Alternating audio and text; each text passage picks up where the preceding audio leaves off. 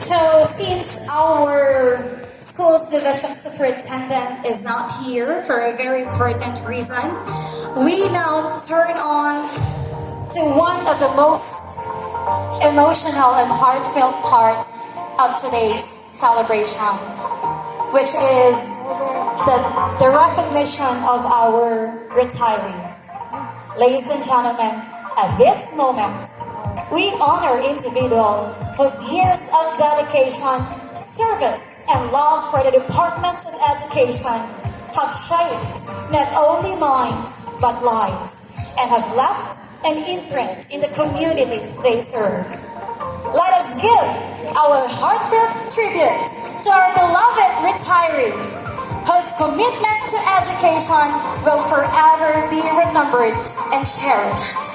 To introduce our first retiree, a respected educator whose leadership and commitment have guided countless learners. May we call on Mrs. Brixie C. Lagunoy, Master Teacher 1 of Pilaya Tayasan Elementary School, to do the honor. A round of applause to her, please.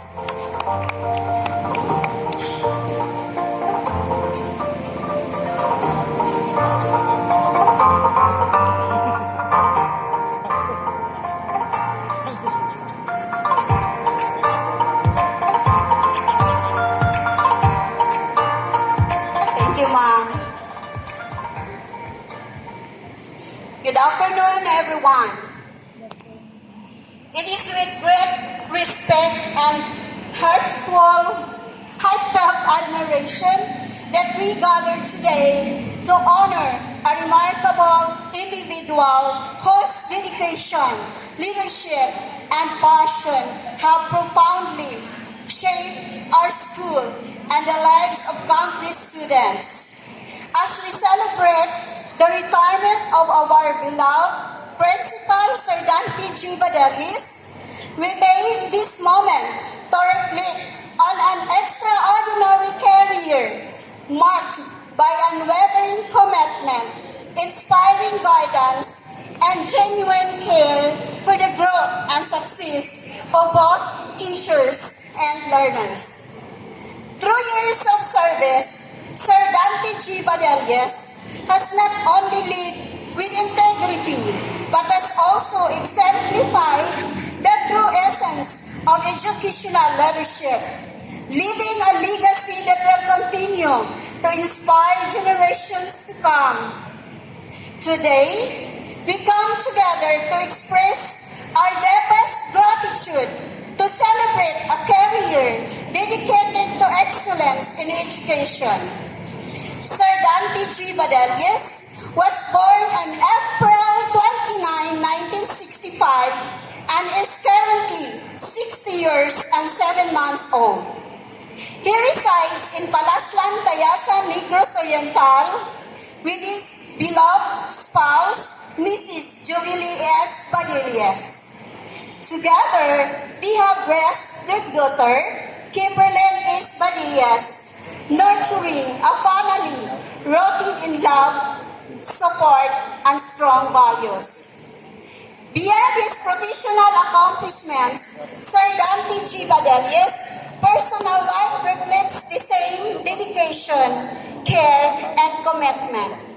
His educational journey began at Tayasan Central School for his elementary studies, continued to Tayasan Institute for his secondary education, and pursued higher education at Foundation University, Dumaguete City, where he earned his Bachelor of Elementary Education. Committed to lifelong learning, he decided to pursue his professional expertise by completing a master's degree at Velia Flores College, Tanay City, and pursued his doctoral units at Cebu Technological University, Moalboal Campus, Cebu. Throughout his academic journey, he demonstrated perseverance, dedication, and a strong passion for education. These accomplishments reflect a life committed to continuous personal and professional development setting an exemplary standard for his colleagues and learners alike. Sir Dante G. Badelis dedicated an extraordinary 36 years and 9 months of committed service to the field of education.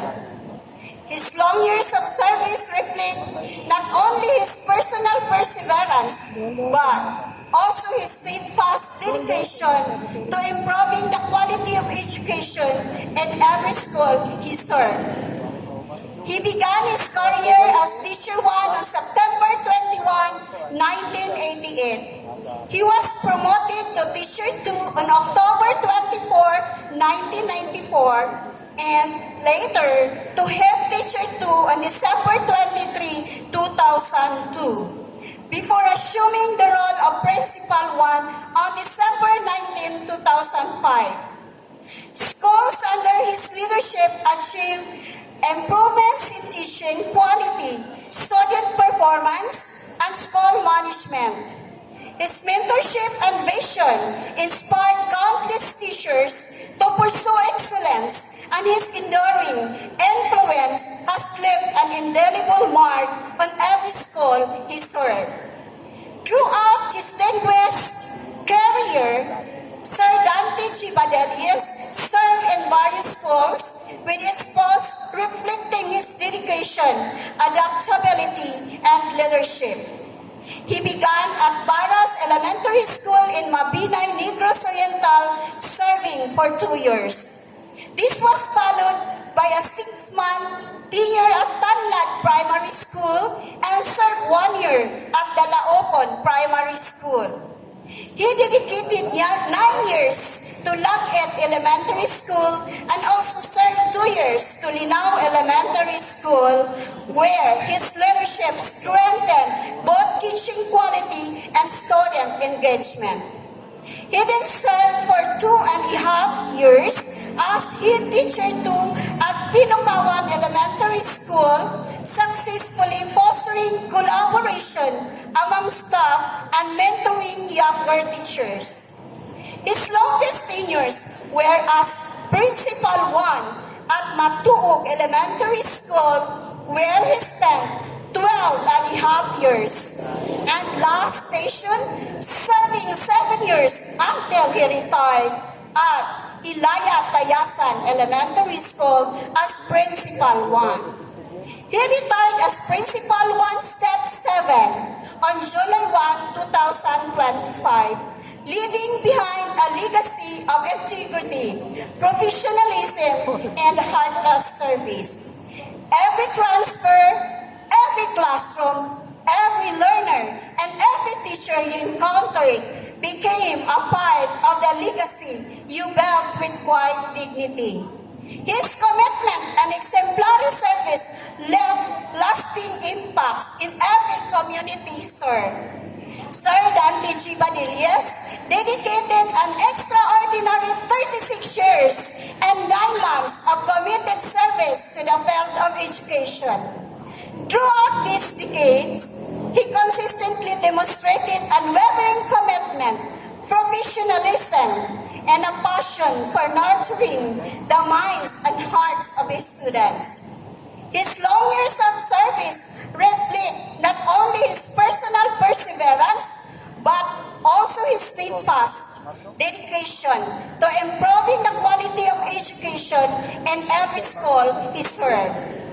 Over the course of his career, he became a mentor to countless teachers, a guiding figure to students, and a pillar of strength and inspiration to the entire school community.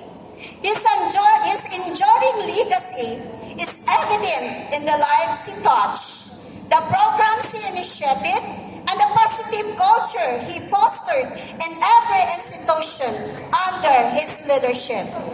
Today, we honor a man whose life reflects true dedication, humility, and unwavering service. Your journey spanning 36 years and 9 months tells the story of a man who did not simply work in the field of education, but poured his heart, strength, and lifetime into it. You serve not only as a principal, but also a father figure, a mentor, a counselor, and a friend. Your calm presence brought peace in stressful times. Your fairness built trust. Your humility earned deep respect, and your leadership strengthened every school you were called to serve, leaving an enduring model service for all of us. Behind your success stands your loving wife, Mrs. Jubilee S. Badelius, your constant support and partner through every challenge. And your daughter, Kimberlyn, whose presence gave your inspiration to keep going even on the hardest days. Sir Dante G. Badelius, this moment is not the closing of a book. It is the beautiful ending of a chapter written with faithfulness, sacrifice, and love. And it is also the beginning of a new season filled with rest, joy, and well-deserved peace. May you cherish the memories you have created, the friendships you have built, and the countless lives you have shaped. Your impact will echo in every classroom, every teacher you guided, and every learner who learned because of your leadership. Thank you, not just for the years you served, but for the heart you gave. Your encouragement and kindness have left an indelible mark. While we will miss seeing your warm smile and hearing your words of guidance, your spirit will continue to inspire long after this chapter closes. Again, thank you for your extraordinary service, your boundless compassion, and the heart you put into everything you did. You leave behind a legacy we will forever cherish. You have finished the rest with honor. I would like to share this Bible verse to you before I answer. In the book of Matthew, chapter 25, verse 21 says, "Well done, good and faithful servant." This verse reminds us of the dedication, guidance, and love that our retiring principal has shared throughout the years. Your service has touched countless lives, and your faith has inspired us all. Today, we celebrate not just accomplishments, but the example you have set for all of us. Congratulations on your retirement, Sir Dante. You are deeply appreciated, remembered, and loved.